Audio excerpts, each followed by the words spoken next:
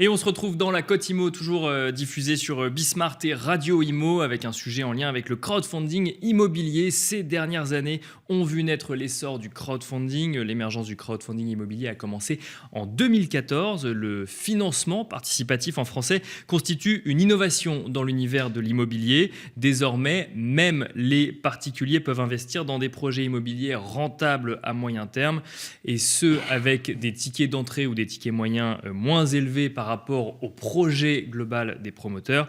En 2021, les chiffres relatifs au crowdfunding immobilier sont assez éloquents. On parle de 1,88 milliard d'euros de collecte en 2021, soit une hausse significative de plus 84%, tandis que les plateformes de financement participatif ont drainé une collecte globale de 5 milliards d'euros depuis 2015, Sylvain.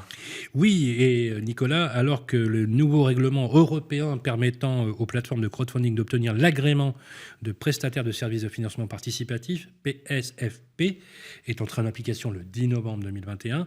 Ce texte d'ailleurs prévoit une période de transition d'un an, jusqu'au 10 novembre 2022. Cependant, ce délai semble bien trop court pour que l'obtention, notamment sur certaines plateformes, et de ce nouveau statut se fasse dans de bonnes conditions, notamment pour le marché européen du crowdfunding. C'est dans ce contexte que les plateformes françaises et allemandes se sont prononcées.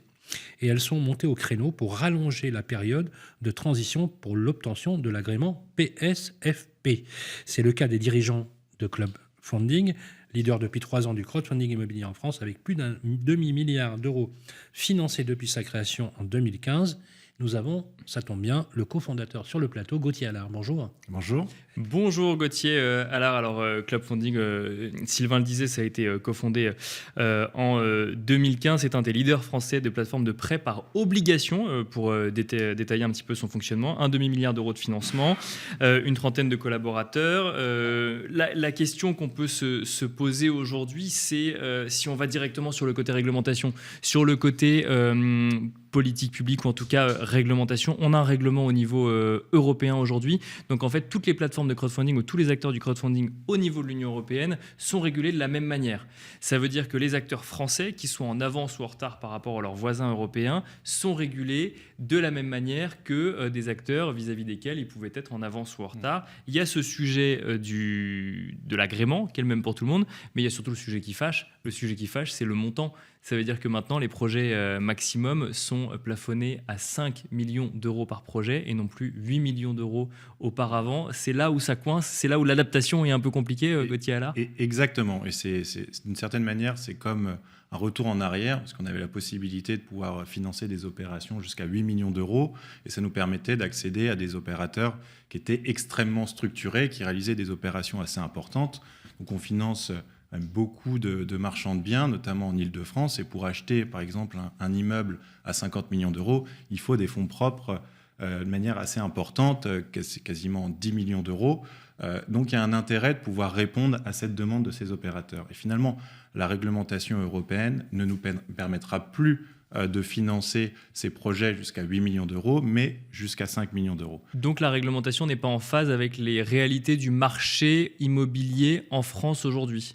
Avec l'évolution du marché, parce que c'est vrai qu'initialement, au début, on finançait plutôt des petites opérations. C'était même la réglementation nous permettait de financer des opérations que jusqu'à 1 million d'euros. Ensuite, c'est passé à 2,5 millions et ensuite jusqu'à 8 millions d'euros. Donc oui, effectivement, c'est quand même vu comme un retour en arrière.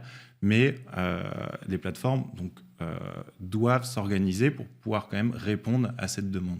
Alors, vous demandez un délai, Sylvain l'a dit, on va revenir dessus. Moi, juste avant, je pose la question à un professionnel du crowdfunding immobilier. Est-ce que ça fait sens d'harmoniser au niveau européen un statut alors que l'investissement dans chaque immobilier, dans chaque pays, relève de réalités très différentes, que ce soit en termes de financement ou en termes de prix ?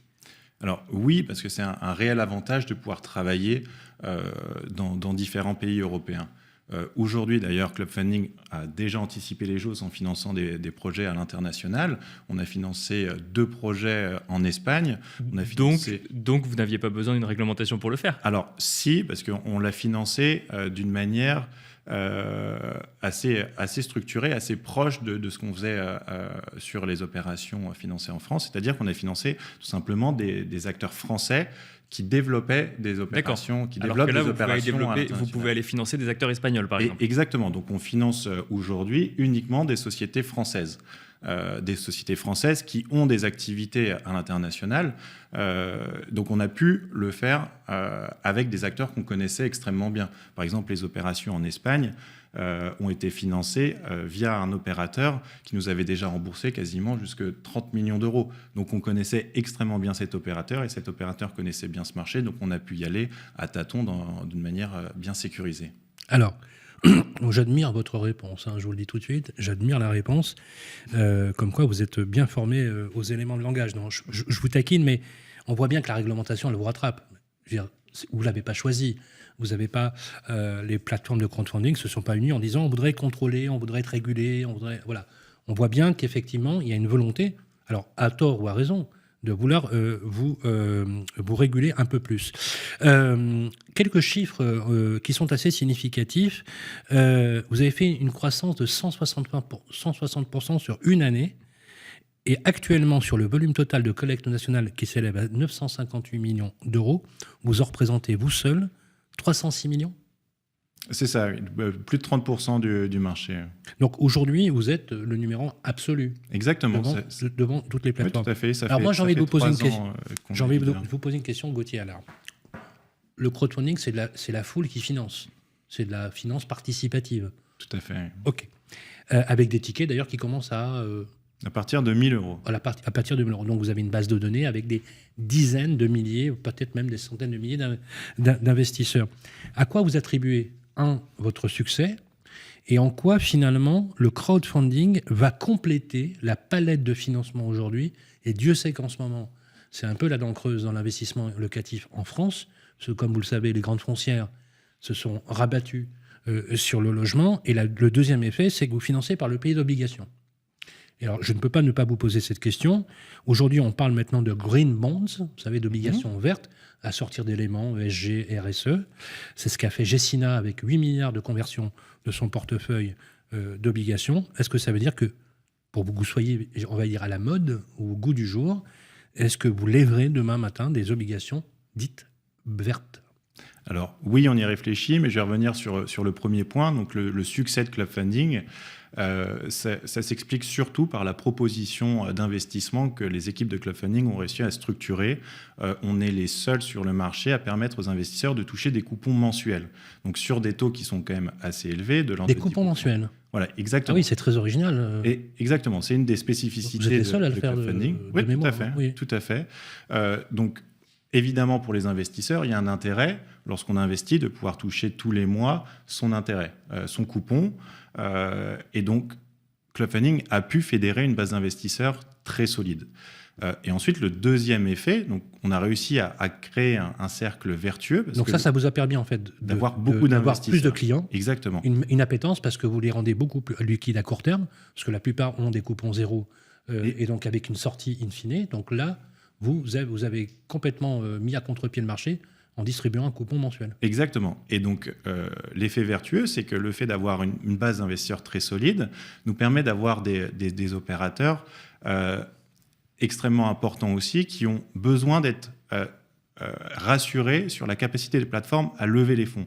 Donc finalement, le fait d'avoir la base d'investisseurs la plus efficace nous permet d'avoir un énorme choix de sélection, parce que tous les opérateurs immobiliers, alors pas tous, mais un grand nombre, préfèrent venir sur Club Funding pour avoir l'assurance d'avoir les fonds dans les temps impartis. Parce que quand on structure des financements, j'allais dire de 8 millions d'euros, mais on peut prendre l'exemple de 5 millions d'euros, on a envie d'avoir l'assurance d'avoir les fonds pour réaliser l'acquisition en complément des financements bancaires. On ne peut pas, mais c'est clair, à la veille, de dire bon, finalement, il nous manque 1 million d'euros. La question qui fâche, Gauthier Allard, y a-t-il eu des défauts de paiement sur la plateforme. Alors non, sur les 650 millions d'euros qu'on a financés, on a zéro cas de défaut.